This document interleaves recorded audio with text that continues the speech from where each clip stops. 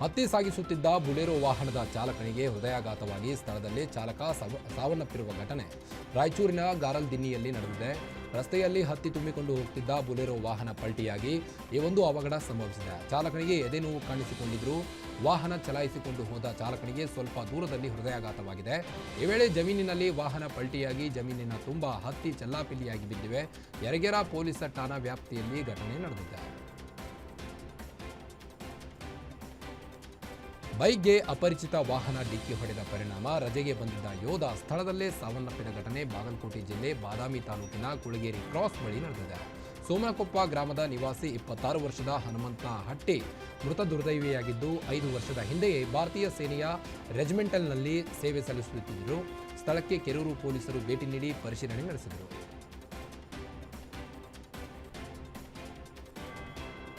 ಆಹಾರ ಅರಸಿ ನಾಡಿಗೆ ಬಂದಿದ್ದ ಚಿರತೆ ಬೋನಿಗೆ ಬಿದ್ದ ಘಟನೆ ಬೆಂಗಳೂರು ಸೌತ್ ಜಿಲ್ಲೆ ಮಾಗಡಿ ತಾಲೂಕಿನ ಚಕ್ರಬಾವಿ ಗ್ರಾಮದಲ್ಲಿ ನಡೆದಿದೆ.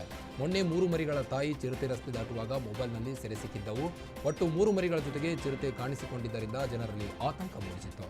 ರಾತ್ರಿ ಸಮಯದಲ್ಲಿ ಓಡಾಡಲು ಜನರ ಆತಂಕ ಪಡುವಂತಹ ಪರಿಸ್ಥಿತಿ ನಿರ್ಮಾಣವಾಗಿದ್ದು ಸದ್ಯ ಕೊಂಚ ನಿರಾಳ ಮೂಡಿದೆ. ಮತ್ತೆ 3 ಮರಿ ಚಿರತೆಗಳನ್ನು ಸೆರೆ ಹಿಡಿಯಲು ಅರಣ್ಯ ಇಲಾಖೆ ಸಿಬ್ಬಂದಿ ಸತತ ಪ್ರಯತ್ನ ನಡೆಸಿದ್ದಾರೆ.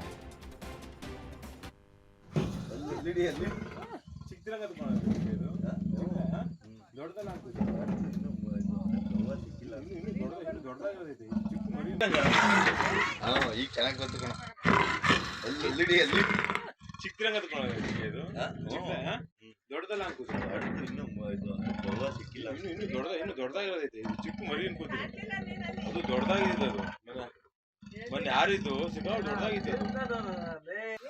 ಈ ವಯ್ಯಂದ ಇತ್ತಾಗ ಒಂದು ಸಮಾಧಿ ಇರ್ಲಿಲ್ವಾ ಹೊಲ್ದೊಳಗೆ ಮಾವನ್ ತೋಟದಲ್ಲಿ ಯಾರ್ದು ರೇಣುಕಮ್ಮನ ಮಾವನ್ ತೋಟ ಇತ್ತಾಗಿ ಬಂಡೆಗಳೆಲ್ಲ ಅವಲ್ಲ ಇಲ್ಲಿಗೆ ಬರ್ಮಿಲ್ಲ ಇಲ್ಲಿಗೆ ತಗೊಂಡು ಓಡ್ಬರ್ತಿದ್ದೆ.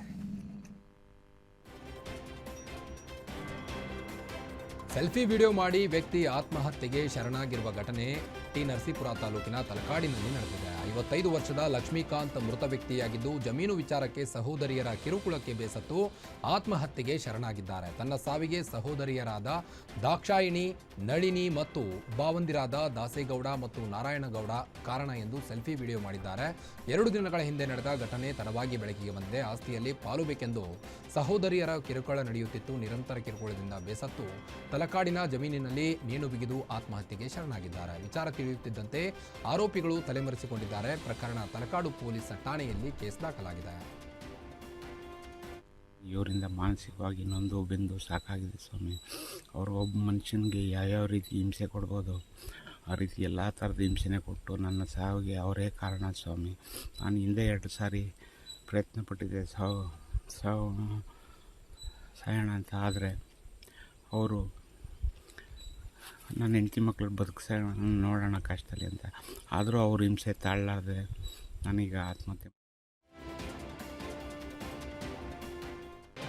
ಕೆಎಸ್ಆರ್ಟಿಸಿ ಬಸ್ ಒಂದು ಚಾಲಕನ ಆಯ ತಪ್ಪಿ ವಿದ್ಯುತ್ ಕಂಬಕ್ಕೆ ಡಿಕ್ಕಿ ಹೊಡೆದಿರುವ ಘಟನೆ ಮುಂಡಗೋಡು ತಾಲೂಕಿನ ಮಳಗಿ ಬಸ್ ಸ್ಟಾಪ್ನಲ್ಲಿ ಬಳಿ ನಡೆದಿರುವಂಥದ್ದು. ಅಪಘಾತದಲ್ಲಿ ಕೆಲವು ಪ್ರಯಾಣಿಕರು ಗಾಯಗೊಂಡಿದ್ದು ಗಾಯಾಳುಗಳಿಗೆ ಆಸ್ಪತ್ರೆಗೆ ದಾಖಲಿಸಿ ಚಿಕಿತ್ಸೆ ನೀಡಲಾಗುತ್ತಿದೆ.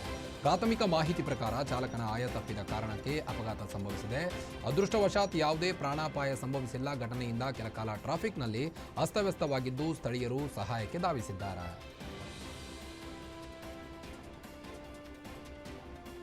ಕರ್ನೂಲ್ ಬಳಿ ಸ್ಲೀಪರ್ ಕೋಚ್ ಬಸ್ ದುರಂತದ ಹಿನ್ನೆಲೆ ಸಾರಿಗೆ ಇಲಾಖೆ ಅಧಿಕಾರಿಗಳು ಬೆಂಗಳೂರು ಗ್ರಾಮಾಂತರ ಜಿಲ್ಲೆ ದೇವನಹಳ್ಳಿ ಏರ್ಪೋರ್ಟ್ ಬಳಿ ಸಾರಿಗೆ ಇಲಾಖೆ ಅಪರ ಆಯುಕ್ತೆ ಓಂಕಾರೇಶ್ವರಿ, ಜಂಟಿ ಆಯುಕ್ತೆ ಶೋಭಾ ನೇತೃತ್ವದಲ್ಲಿ ಕಾರ್ಯಾಚರಣೆ ನಡೆಸಲಾಗುತ್ತಿದೆ. ದೇವನಹಳ್ಳಿ ಟೋಲ್ ಬಳಿ ಖಾಸಗಿ ಬಸ್ಗಳ ಪರಿಶೀಲನೆ ಮಾಡಿದ್ದಾರೆ. ಹೊರ ರಾಜ್ಯ ನೋಂದಣಿಯ ಸ್ಲೀಪರ್ ಕೋಚ್ ಬಸ್ಗಳ ತೆರಿಗೆ ವಂಚನೆ ಹಾಗೂ ಸುರಕ್ಷತಾ ಕ್ರಮಗಳ ಪರಿಶೀಲನೆ ನಡೆಸಿ ಹೈದರಾಬಾದ್ನಿಂದ ಬೆಂಗಳೂರಿಗೆ ಬರ್ತಿದ್ದ 30ಕ್ಕೂ ಅಧಿಕ ಖಾಸಗಿ ಬಸ್ಗಳನ್ನು ಅಧಿಕಾರಿಗಳು ಸೀಸ್ ಮಾಡಿ ಆ ಬಸ್ಗಳಲ್ಲಿನ ಪ್ರಯಾಣಿಕರಿಗೆ ಬೇರೆ ಬಸ್ ವ್ಯವಸ್ಥೆ ಮಾಡಿ ಕಳುಹಿಸಲಾಗಿದೆ. ಒಂದು ಸ್ಪೆಷಲ್ ಸ್ಕ್ವಾಡ್ ಅನ್ನು ಮಾಡಿ ಇವತ್ತು ದೇವನಹಳ್ಳಿ ಅಥವಾ ನಮ್ಮ ಸಾದರಳ್ಳಿ ಟೋಲ್ ಹತ್ರ ಒಂದು ಕಾರ್ಯಾಚರಣೆಯನ್ನು ಮಾಡಲಾಗಿ ಯಾವ ಬಸ್ಗಳು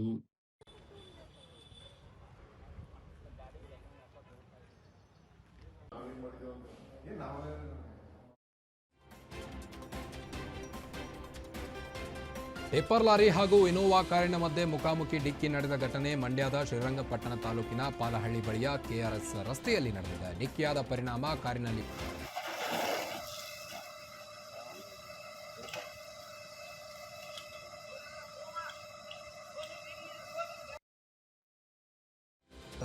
ಸಖತ್ ಕ್ಲಾಸ್ ತೆಗೆದುಕೊಂಡಿದ್ದಾರೆ. ಹಾವೇರಿ ತಾಲೂಕಿನ ಕನವಳ್ಳಿ ಗ್ರಾಮದಲ್ಲಿ ಒಂದು ಘಟನೆ ಸಂಭವಿಸಿದ್ದು, ಗ್ರಾಮದಲ್ಲಿ ಚರಂಡಿ ರಸ್ತೆ ವ್ಯವಸ್ಥೆ ಸಂಪರ್ಕವಾಗಿಲ್ಲ. ನಮ್ಮ ಊರಿನ ಪಂಚಾಯಿತಿಯಲ್ಲಿ ದುರಾಡಳಿತ ಹೆಚ್ಚಾಗಿದೆ, ಭ್ರಷ್ಟಾಚಾರದಿಂದ ಅಭಿವೃದ್ಧಿ ಕೆಲಸ ಆಗ್ತಿಲ್ಲ ಅಂತ ತೀವ್ರ ಆಕ್ರೋಶವನ್ನು ವ್ಯಕ್ತಪಡಿಸಿದರು.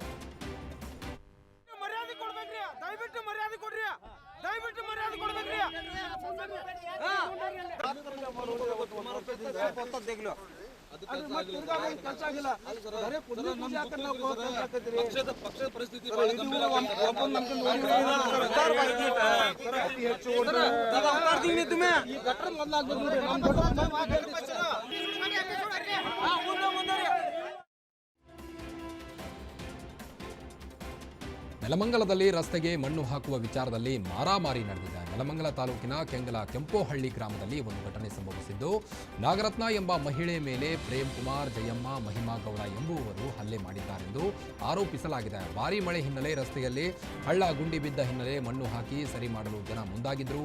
ಆದರೆ ರಸ್ತೆ ದುರಸ್ತಿ ಮಾಡದಂತೆ ಉದ್ದೇಶಪೂರ್ವಕವಾಗಿ ಹಲ್ಲೆ ಮಾಡಿದ್ದಾರೆಂದು ಗಂಭೀರ ಆರೋಪಿಸಲಾಗಿದೆ. ಘಟನೆ ಹಿನ್ನೆಲೆ ದಾಬಸ್ಪೇಟೆ ಪೊಲೀಸ್ ಠಾಣೆಯಲ್ಲಿ ಕೇಸ್ ದಾಖಲಾಗಿದೆ. ನಮ್ಮಲ್ಲಿ ಮನೆಗೆ ರೋಡ್ ಮಾಡ್ಕೊಳಕ್ಕೆ ಕೆಸರಾಗ್ಬಿಟ್ಟಿತ್ತಲ್ಲಿ ನೀರು ಬಂದು ಅದು ಓಡಾಡಕ್ಕೆ ರೋಡ್ ಬೇಕಾಗಿತ್ತಲ್ವ, ಮಣ್ಣು ಹೊಡ್ಸ್ಕೊಂತಿದ್ವಿ. ಒಂದು ಲೋಡ್ ಬಿಟ್ಟಿದ್ರು 3 ದಿನ ಮುಂಚೆನೆ, ಇನ್ನೊಂದು ಲೋಡ್ ಬಿಡಿಸ್ಕೊಂಡು JCB ತರಿಸಿ ಸಮ ಮಾಡಿಸ್ಕೊಳಕ್ಕೆ